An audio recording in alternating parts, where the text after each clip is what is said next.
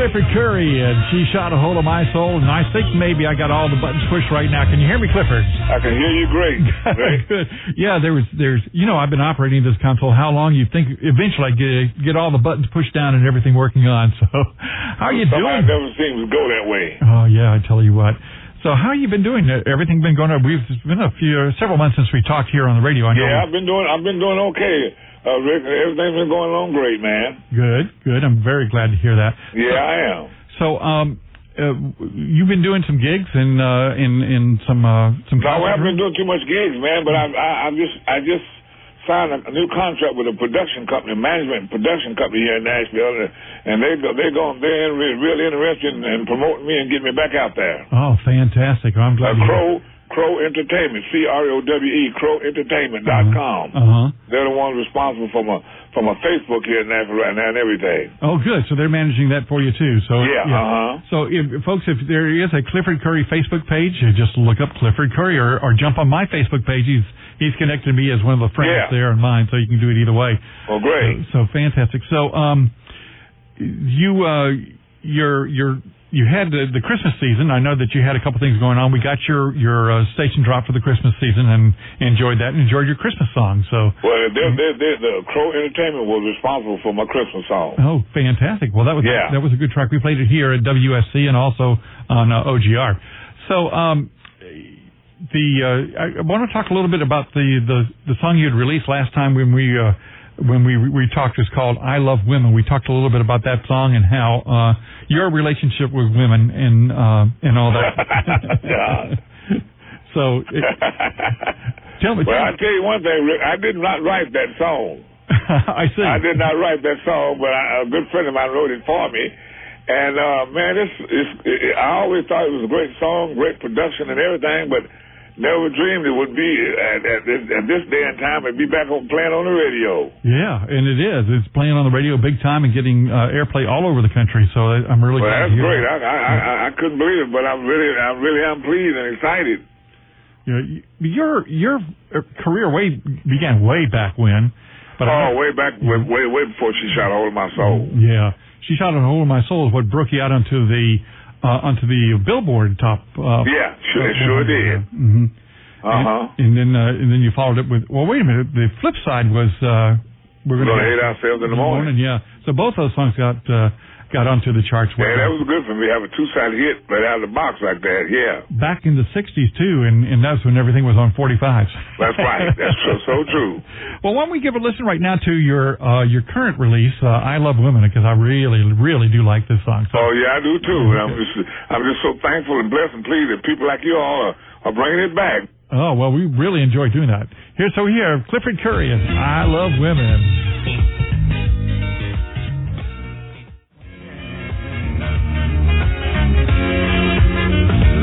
That's a new song from Clifford Curry called "I Love Women." Of course, he had a bunch of old songs from way back in the day. Clifford, where were you when Martin Luther King was assassinated? I'm trying to think. I think I was in my hometown, Knoxville, Tennessee. Mm-hmm. When it all happened, where I was. I'm trying to remember the chronology. Your records had just been released, the two we were talking about. Yeah, which was "She Shot a Hole in My Soul" and "We're Going to Hate Ourselves in the Morning." Right. So you were probably in the middle of doing a bunch of tours with that. Well, I was touring pretty good back then when those two songs came out. I really was, and everything. And I was just blessed to be out there. My song was catching on at that particular time. Mm-hmm. So did the tours kind of stop for a while during? I'm trying to remember because I know that we were dealing with the situation here in Columbia in the radio stations and moving radio shows back and forth between the booths we had at drive-in restaurants and the control room because of what was going on in the city back in those days. But how about the tours? Were they affected by the death of Martin Luther King? In some areas it was, but it seemed like the colleges and everything, the fraternities thing back in the day when I was playing it never stopped. Mm-hmm. But the clubs and stuff like that really did affected that.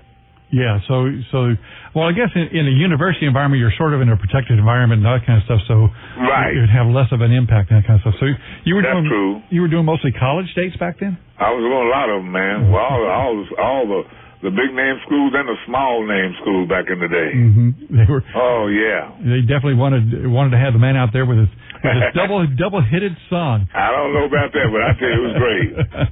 That's it was great. So the flip side of the song we played earlier, "She Shot a Hole in My Soul," was "We're Gonna Hate Ourselves in the Morning," and this one, of course, was this 145 RPM record was probably your biggest hit of all times, right? Oh, yeah. By far. So tell me about "We're Gonna Hate Ourselves in the Morning." Where did that song come from?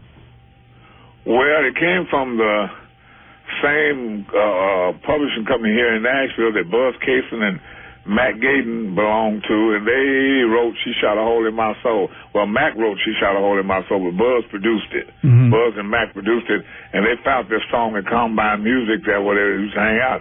And Arthur Alexander was a writer there, and he wrote that song for me. Where was that recorded? At Cinderella Studios in Madison, Tennessee, here in Nashville, outside of Nashville. Is that studio still going today? Yeah, it's still going.